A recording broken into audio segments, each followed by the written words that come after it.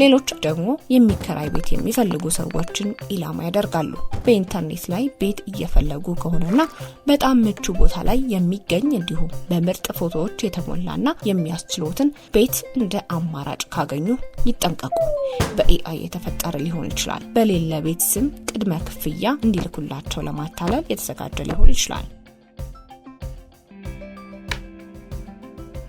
ኤአይ ከቀን ወደ ቀን እየተሻሻለ የመጣ በመሆኑ የኤአይ ይዘቶችን ለመለየት የተጠቀመባቸው ፍንጮች በቅርቡ አስተማማኝነታቸውን ሊያጡ ይችላሉ። ታዲያ እንዴት ነቅተው መጠበቅ ይችላሉ?